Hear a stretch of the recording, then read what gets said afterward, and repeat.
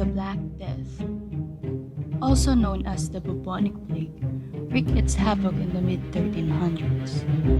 It impacted Europe, vastly wiping out one-third of their population. An estimated figure of roughly 20 to 200 million succumbed to death due to the plague. The plague's existence in Europe was first detected on October 1347 at the Sicilian port of Messina, where 12 ships coming from the Black Sea docked. In those 12 ships were dead sailors aboard. Though some of them were lucky to be alive, they were still at the brink of death. All of them were covered with black boils, blood, and pus all over. The culprit? Rodents with fleas infected with the bacteria Yersinia pestis. Based on how the world was structured back then, where sanitation wasn't even known to be of high importance, where the concepts of sciences were a blur, the risk was extremely high. People back then were not ready to handle such tremor that is the Black Death. They were yet to discover how to cure those types of infections, more than 1,000 years to be exact. Physicians experimented numerous things to the point that it made matters worse. The church also was of no help. They just contributed more to the death count. Considering the state of the world back then, the top-of-the-line technologies we have today in combating pandemics like this cannot be harbored.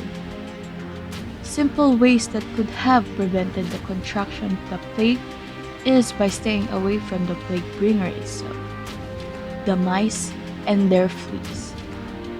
Keeping them outside households and creating home remedies on warding off such pests would have decreased the impact of the pandemic immensely.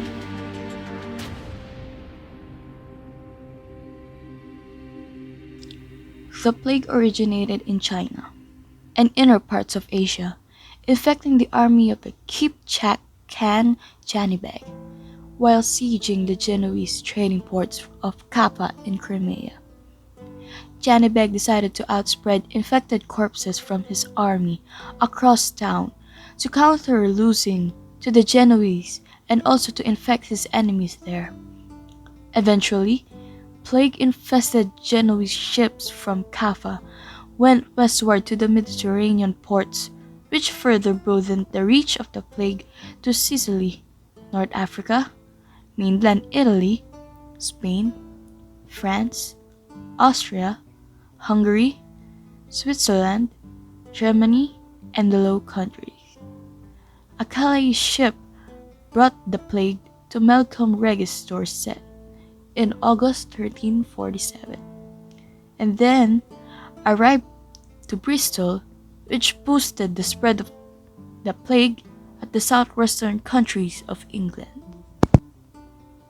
Countless medieval tracts were made to address the sickness, but little is known on how medieval doctors handled the situation. Most of the cures they performed on the infected were bloodletting and bubo rupturing, but more of the people seek help from the church, praying for God to end their infectious suffering.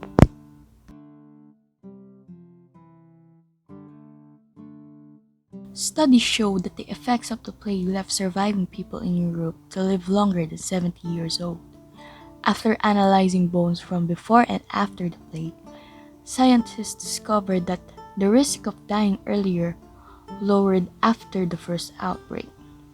Before, about 10% of the population were able to live past the age of 70. After centuries have gone by, the percentage of people living past the age of 70 dramatically increased by 10%. Scientists suspect that the sudden increase stems from how the bacteria targeted their host. It was long presumed that the plague killed people indiscriminately, but after some research, it was later known that the plague was just like any other sickness, preferentially targeting frail people, people with Weaker immune systems and those with genes of frailty could have been wiped out by the plague, thus leaving those with stronger ones passing their genes to the next generation, making them have a lower susceptibility to such plague. With the advancement of humanity and technology over the years, a proven strategy was conceptualized and recommended for implementation for the prevention of further outbreak of plague like the Black Death.